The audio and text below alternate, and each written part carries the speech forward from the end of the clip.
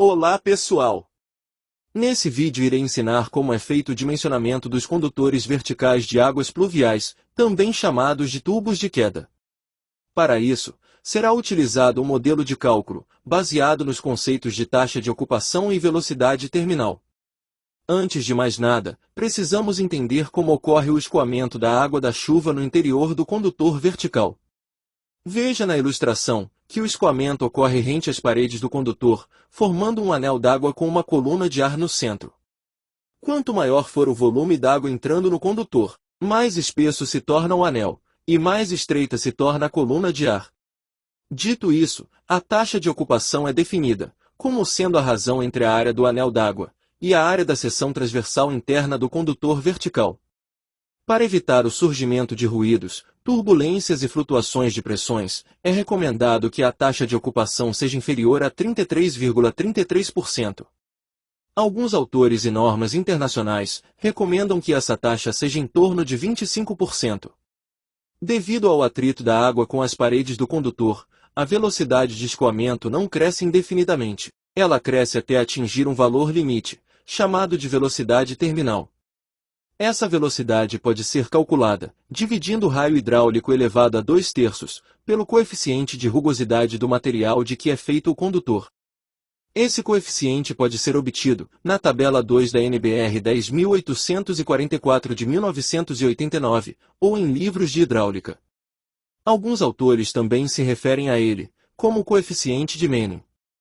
Pois bem, antes de partir para o cálculo da capacidade de vazão do condutor vertical, precisamos relembrar a fórmula que permite calcular a vazão de escoamento em um condutor qualquer.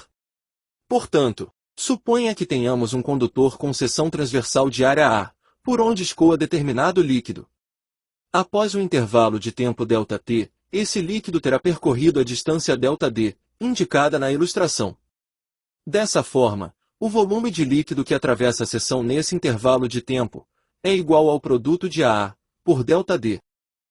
Dividindo os dois lados da equação por ΔT, obtemos que a vazão é igual à área da seção transversal do condutor, vezes a velocidade de escoamento. Com as informações que foram apresentadas até o momento, já somos capazes de demonstrar a fórmula, que permite calcular a capacidade de vazão do condutor vertical.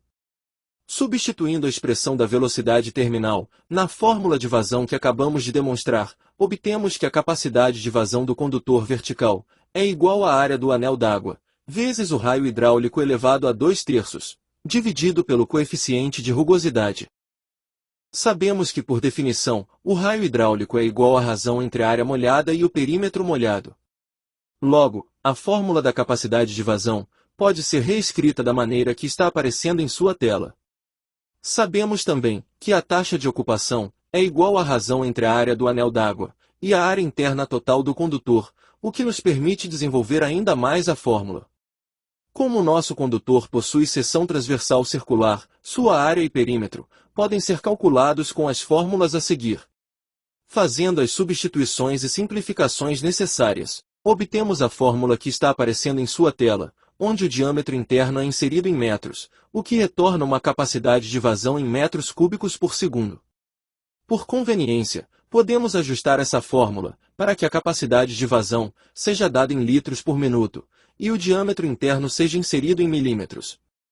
Dessa maneira, obtemos a fórmula a seguir. Para que o condutor vertical seja bem dimensionado, sua capacidade de vazão deve ser maior ou igual à vazão de chuva que precipita sobre o telhado, e que é direcionado até ele, através da calha. Vamos agora fazer um exercício prático para fixar o que foi aprendido.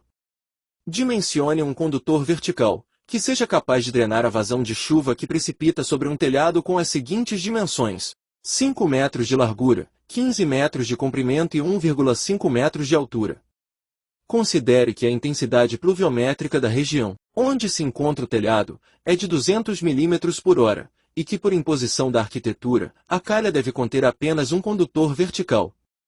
O primeiro passo para realizar esse dimensionamento é determinar a vazão de chuva que precipita sobre o telhado. Para isso, precisamos calcular inicialmente sua área de contribuição. Aplicando a fórmula presente na figura 2 da NBR 10.844 de 1989, encontramos que a área de contribuição do telhado é igual a 86,25 metros quadrados.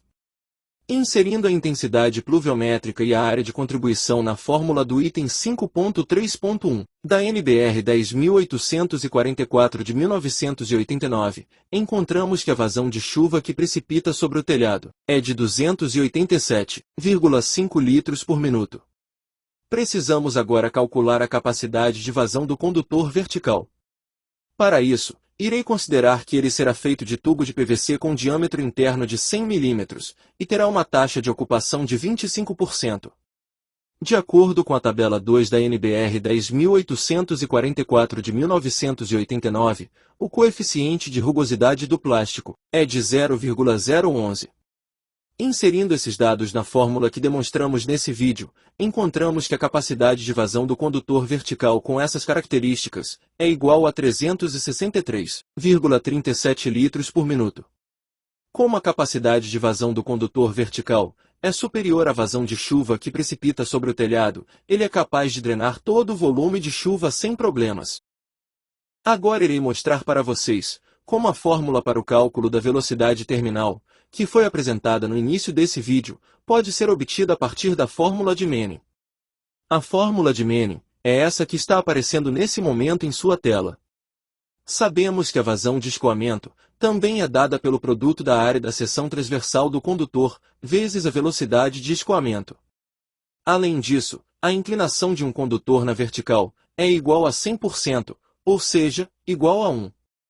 Logo, substituindo esses dados na fórmula de Manning e isolando VT, obtemos a fórmula que permite calcular a velocidade terminal.